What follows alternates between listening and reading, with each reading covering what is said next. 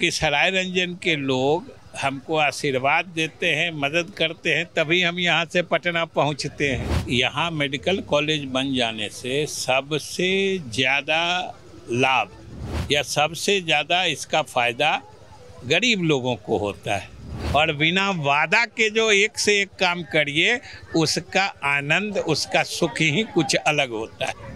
तो हम सराय रंजन के लोगों का फिर से आशीर्वाद लेने के लिए फिर हम अर्जी लगाएंगे। अर्जी हमारी होगी, मर्जी सराय रंजन के लोगों की होगी। जिस दिन से मेडिकल कॉलेज की शुरुआत हुई है उस दिन से डॉक्टर यहाँ पे रहते हैं और इलाज करते हैं, ये बात सही है। बहुत इसका फ़ायदा मिल रहा है। आप देखिएगा तो सुबह में जाके सैकड़ों लोग इलाज कराते हैं। पिछले 3 दिनों से हम ग्राउंड जीरो से दिखा रहे हैं कि सराय रंजन में क्यों विजय कुमार चौधरी की धूम है। अभी मंत्री जी पहुंचे हैं सड़क का शिलान्यास करने और यहाँ की भीड़ भी आप देख सकते हैं, रात का समय है।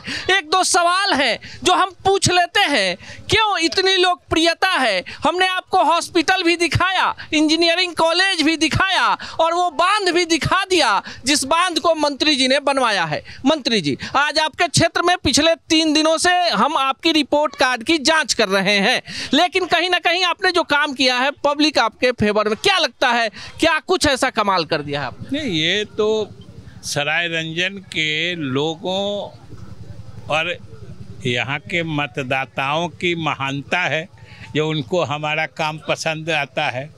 हम तो जो करते हैं वो हमारा फर्ज है, क्योंकि सराय रंजन के लोग हमको आशीर्वाद देते हैं, मदद करते हैं, तभी हम यहाँ से पटना पहुँचते हैं। और पटना पहुँचते हैं तो नेता, पार्टी, गठबंधन का विश्वास मिलता है तो कोई दूसरा पद भी मिल जाता है। जो भी पद मिलता है उसके सहारे हम सराय रंजन के लोगों की सेवा ही करते हैं और सराय रंजन का विकास का काम करते हैं। इसे हम अपना फर्ज समझते हैं, अपना दायित्व समझते हैं, हम उसी भाव से निपटाते हैं। मेडिकल कॉलेज एक बड़ा इतिहास आपके विधानसभा क्षेत्र में, आज हम वहां गए थे, कई सारी चीज़ें सोशल मीडिया पर चल रही थी। हमने भी ग्राउंड जीरो पर जाकर बिना कोई परिचय दिए एक यूनिट में घुसकर वीडियो बनाया। कहीं ना कहीं ये देखकर खुशी हुई कि जो सपना देखा है बिहार के मुख्यमंत्री ने उसे आपने सराय रंजन में उतारा है। इसको कितनी बड़ी उपलब्धि मानते हैं खुद की सरकार की? देखिए, उपलब्धि तो वाकई ये कोई साधारण नहीं है, और ख़ास तौर से जब इसको इस रूप में देखिएगा कि यहाँ मेडिकल कॉलेज बन जाने से सबसे ज़्यादा लाभ या सबसे ज़्यादा इसका फ़ायदा गरीब लोगों को होता है। जो संसाधन वाले हैं, संपन्न लोग हैं, उनको तो पटना, दिल्ली कहीं जाके इलाज कराने में कोई दिक्कत नहीं होती है। लेकिन अगर कोई गरीब, भगवान की और कृपा से उसके परिवार में कोई गंभीर बीमारी से ग्रस्त हो जाता है तो आप समझिए कि उसको पटना या दरभंगा जाके इलाज कराने में कितनी परेशानी होती है। और हम यहाँ के प्रतिनिधि होने के नाते या पहले भी हमने कई बार देखा है कि ऐसे गरीब भी मरीजों को लेके पटना आते हैं जो ज़िंदगी में पहली बार पटना ही देखते हैं। वैसे लोगों को समझिए PMCH दौड़ना है, कहीं एक्सरे करवाना है, कहीं खून जांच कराना है, तो हमको ये संतोष ज़रूर है कि सराय रंजन के लोगों को, और ख़ास तौर से जैसा कि हमने कहा कम आय वाले जो लोग हैं उनको बहुत इसका फ़ायदा मिल रहा है। आप देखिएगा तो सुबह में जाके सैकड़ों लोग इलाज कराते हैं। और अभी लेकिन उसमें मेडिकल कॉलेज की सारी सुविधाएं उपलब्ध नहीं हो पाए हैं, क्योंकि ये समझिए ना कि पहले के ज़माने में सिर्फ 4-6 मेडिकल कॉलेज थे।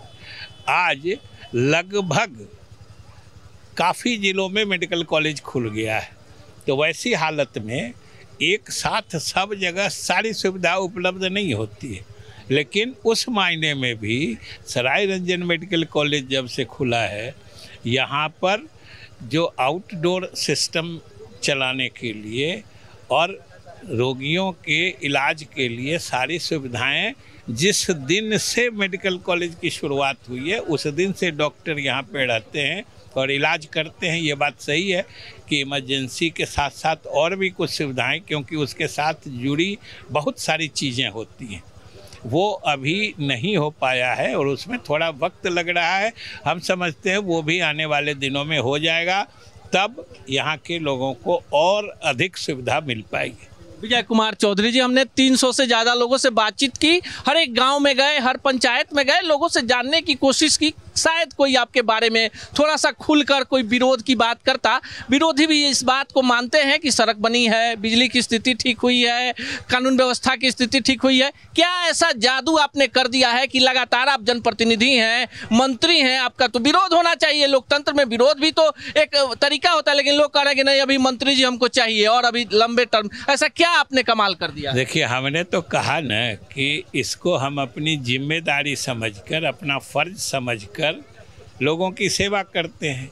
और अगर लोगों को अच्छा लगता है या लोग ऐसी भावना रखते हैं तो हमारे समझ से ये उनकी महानता है। और हम समझते हैं कि हमारी सेवा अगर उनको अच्छी लगती है, उनको कबूल होती है, इसे हम अपना सौभाग्य मानते हैं। और चुनाव आने वाला है, लोग अगर पार्टी और गठबंधन सब तरफ से मुझे कहा जाएगा तो हम सरायरंजन के लोगों का फिर से आशीर्वाद लेने के लिए फिर हम अर्जी लगाएंगे। अर्जी हमारी होगी, मर्जी सरायरंजन के लोगों की होगी। चलिए चलते आखिरी सवाल, कोई ड्रीम जो आप सरायरंजन को देना चाहते हैं 2025 के विधानसभा चुनाव के बाद? कोई आपका सपना रह गया हो क्षेत्र को लेकर? नहीं, देखिए, हमने आज तक सरायरंजन के लिए जो भी किया है ना, उसकी कोई हमने घोषणा करके या कोई उस माने में इनको कोई मैंने कुछ वादा करके नहीं है। हमारे ये हमको लगता है कि काम अगर किसी के लिए अच्छे से कर दीजिए और सीधे उन तक पहुंचा दीजिए और बिना वादा के जो एक से एक काम करिए, उसका आनंद, उसका सुख ही कुछ अलग होता है। अर्जी इनकी, मर्जी आपकी, सरायरंजन की जनता चाहेगी तो फिर 2025 में टिकट की अर्जी लगाएंगे, फिर जनता के बीच जाएंगे। बाकी आप क्या सोचते हैं विजय कुमार चौधरी जी को लेकर, कमेंट बॉक्स में जरूर बताइएगा।